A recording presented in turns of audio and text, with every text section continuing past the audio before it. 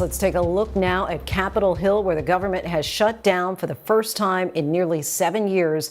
At midnight, the government ran out of money. Both sides are blaming the other, while millions of federal workers brace for what is a very uncertain future. What was the final chance to keep the government open failed tonight in the Senate. Majority Leader Thune and Minority Leader Schumer had this to say. Well, I know why we're doing this, Mr. President. The Democrats' far left base said jump. And Democrat leaders said how high. But the far left's determination to oppose anything President Trump has ever said or done is not a good reason for subjecting the American people to the pain of a government shutdown. It's natural that people understand that Donald Trump and the Republicans want to shut down and Democrats do not. We need to deal with this health care crisis now, not later. But the Republican bill fails to do that. I urge my Republican colleagues instead to join with us, work in good faith to keep the government open, keep costs down. President Trump is threatening to fire federal workers and cut programs and benefits. He also said he can do things that are irreversible. Democrats rallied on Capitol Hill earlier today in a show of unity and demanded that Medicaid cuts be restored, saying Republicans would rather shut down the government than protect the health care of the American people. And with the government shutdown now in effect, Jay O'Brien joins us from Capitol Hill. Jay, what happens now?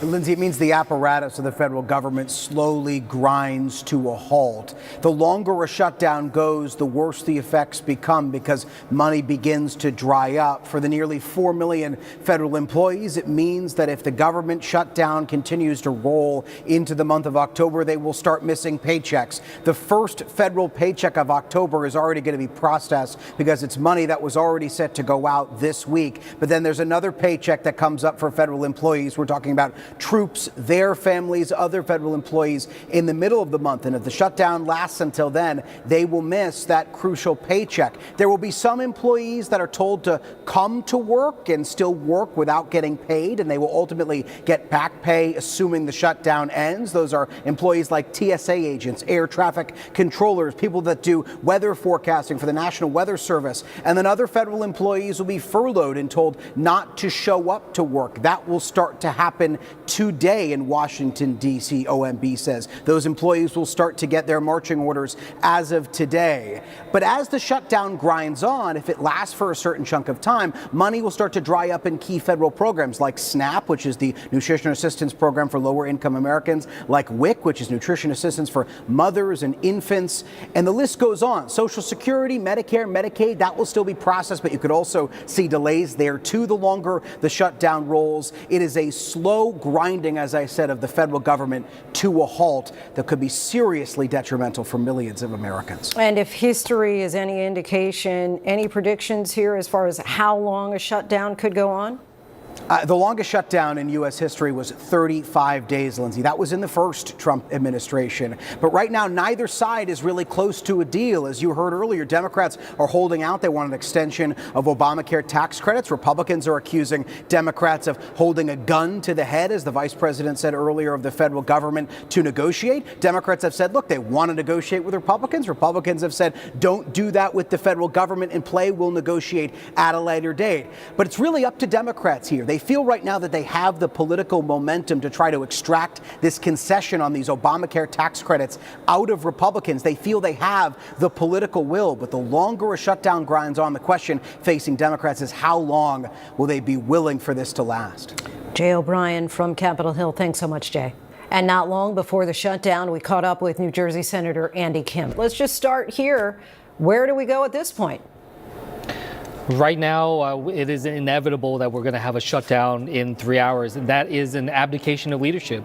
You know, that really falls upon President Trump, the leadership in the Senate and the House on the Republican side that control the gavel. So this is something where the American people are waking up, seeing the type of abdication of leadership and dereliction of duty. You know, I'm here at the Senate. We've been here all day. We've been trying to negotiate all week. But what I will say, who is not here are the people in the House of Representatives on the Republican side. Speaker Johnson sent them home, told them not to show up. So while those service members that you were just talking about, federal workers, are going to have to show up to work tomorrow and not get paid, These Republican members of Congress refuse to even show up to work and do their job. That is why we're here today. You held a town hall tonight to talk with your constituents about the impacts of a shutdown. Tell us about that conversation. Yeah, right after the votes that we had in the Senate, I did a telephone town hall to reach across all across New Jersey. We had over 6,000 people dial in to be able to listen to this, and what I heard from them was really powerful. People talking about, there's a woman named Lucinda who talked about the concerns that she has. She told me to hold the line because she cannot afford her health care. She would have to give it up if she's not able to continue to get the support for the ACA through the marketplace. I had a woman named Barbara who talked about the challenges that her family's facing, but she put it in that context, saying that this is a challenge that people are hearing and facing all across America right now. This is real. You know, this is something that cannot be looked at as just some partisan power struggle, as a tug of war between political parties trying to see who they blame.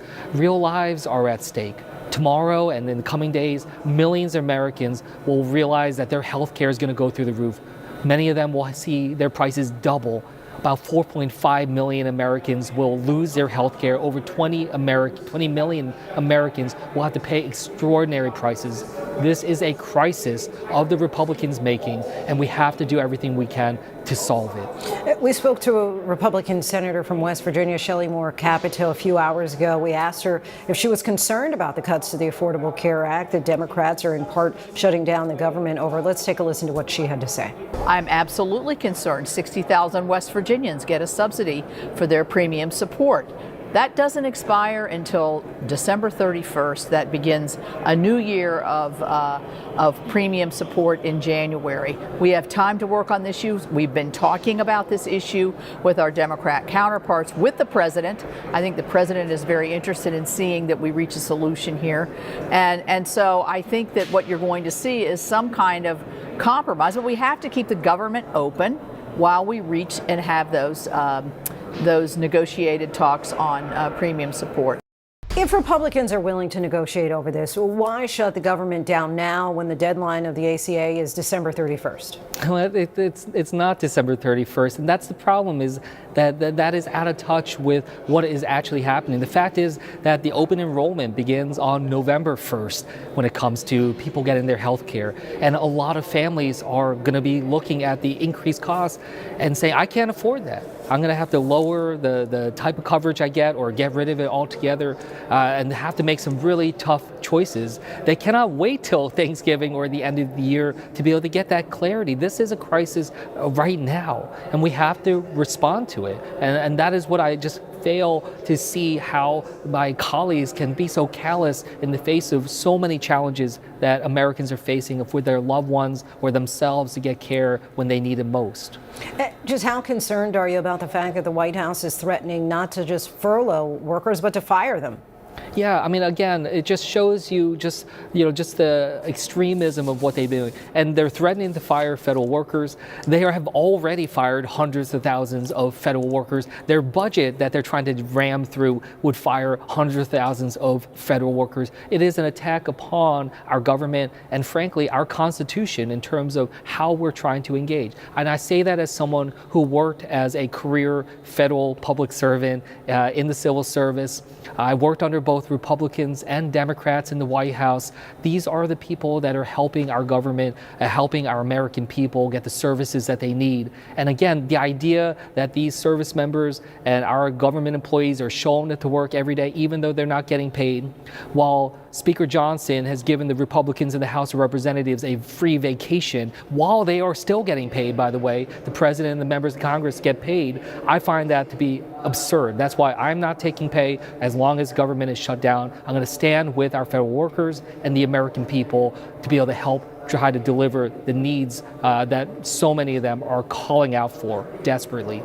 New Jersey Senator Andy Kim, we thank you so much for your time. I appreciate it.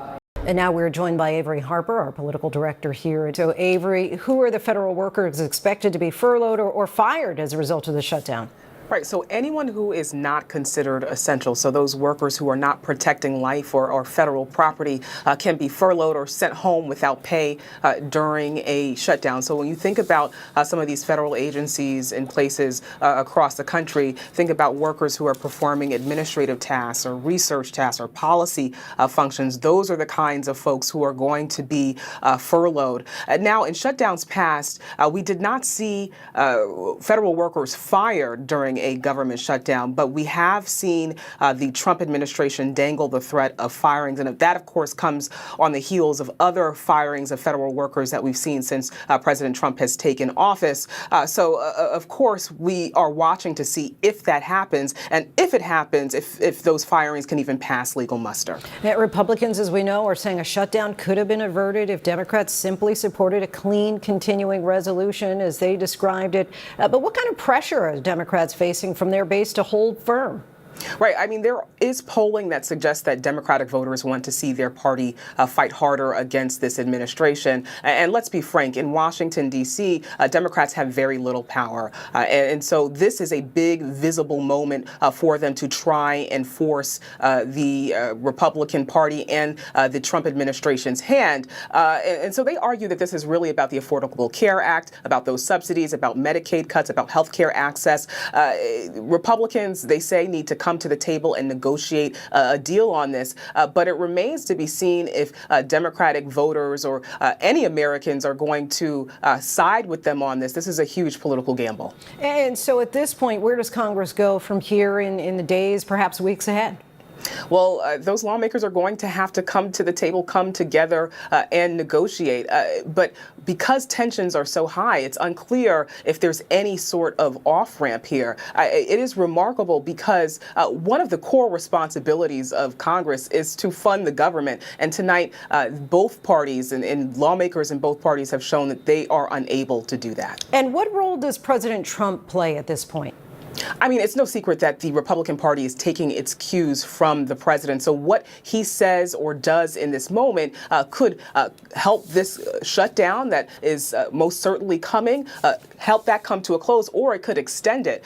We have seen the president sort of inflame tensions here. The question becomes, does he encourage Republicans to come to the table with Republicans to end this shutdown, or does he encourage them to hold the line on this?